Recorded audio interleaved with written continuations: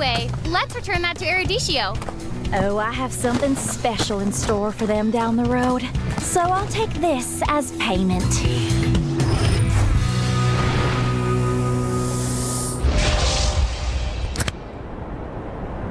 Di dunia games, top up jadi lebih mudah. Pilih game, masukkan game ID. Pilih Diamond. Masukkan kode promo, dan pilih metode pembayaran. Masukkan kode OTP dan konfirmasi pembelian. Selamat, kamu dapat tambahan kuota. Kumpulkan DG Point setiap top up. Tukar dengan merchandise dan voucher game menarik. Nikmati juga promo setiap harinya. Upgrade gameplaymu sekarang.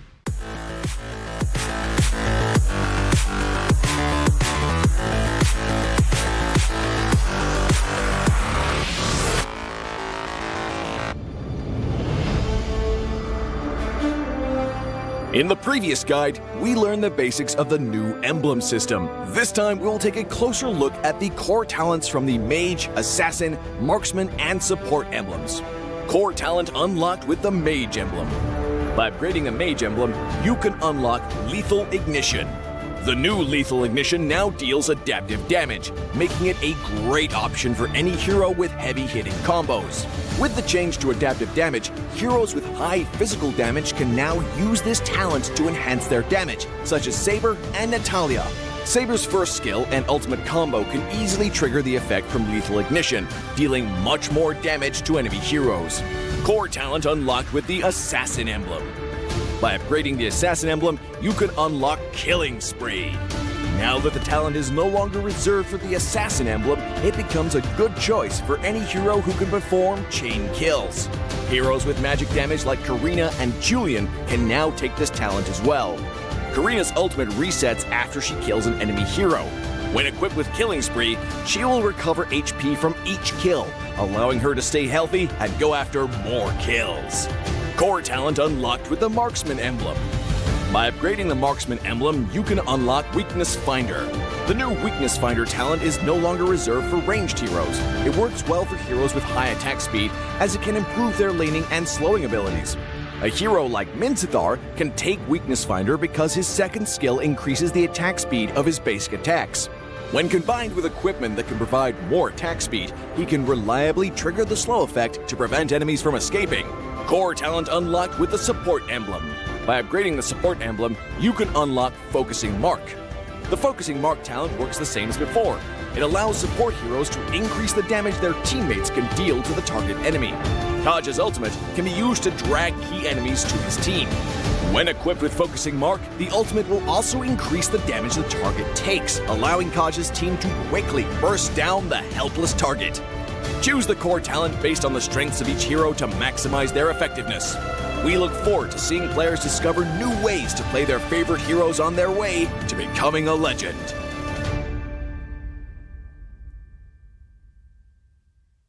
Tahu nggak, Awesome Generation itu punya rule sendiri, kayak aku. Dalam kondisi apapun, nggak ada lagi halangan.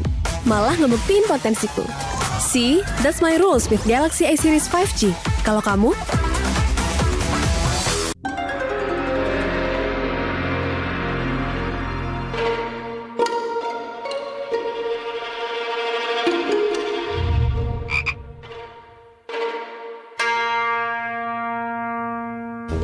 Pus. Kamu lagi ngapain? Ini nih lagi push rank pakai Akai. Ikut dong. Double kill. Triple kill.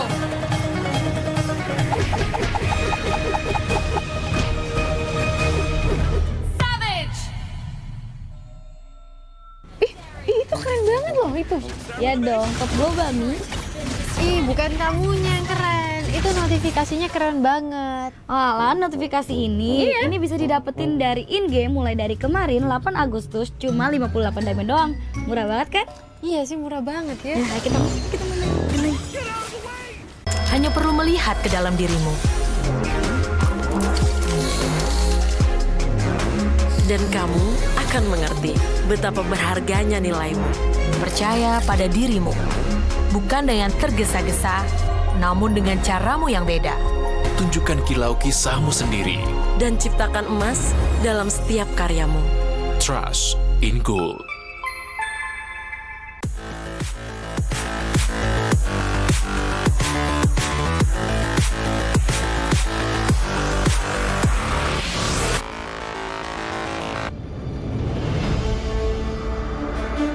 In the previous guide, we learned the basics of the new emblem system. This time, we will take a closer look at the core talents unlocked with the basic common emblem, tank emblem, and fighter emblem. Core talents unlocked with the basic common emblem. By upgrading the basic common emblem, you can unlock 2 core talents, Impure Rage and Quantum Charge. Both are suitable for most heroes. The new Impure Rage talent now deals adaptive damage, making it a good damage-enhancing talent for a variety of heroes, such as Eve, Nathan, and Diggy. Eve is a hero with great poke and control abilities. She can use the extra damage and mana regen from Impure Rage to constantly wear down enemies. The new Quantum Charge talent now restores HP based on the hero's level and not their physical attack bonus, making it viable on more heroes that want HP recovery and mobility, such as Edith, Leslie, Layla, etc. When equipped with Quantum Charge, Edith in both forms can use the movement speed bonus triggered by her basic attacks to keep a safe distance from the enemy and the extra HP regen to stay in the fight. Core talent unlocked with the Tank Emblem. By upgrading the Tank Emblem, you can unlock Concussive Blast. Concussive Blast works the same as before, providing an extra source of AoE damage for high HP heroes, such as Johnson, Baja, and Hilda. Hilda is a high HP hero who can tank a lot of damage when equipped with a full set of defensive equipment. The Concussive Blast talent will not only enhance her survivability, but also boost her damage. Core talent unlocked with the Fighter Emblem. By upgrading the Fighter Emblem, you can unlock Brave Smite. Brave Smite is no longer triggered by inflicting CCs.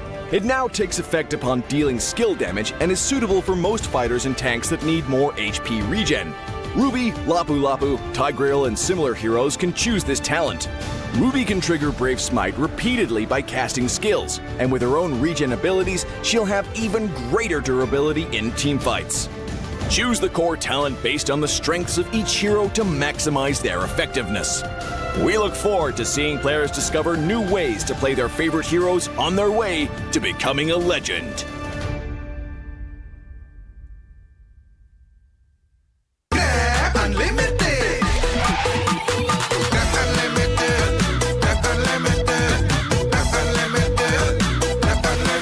Modal gratis, untung berkali-kali.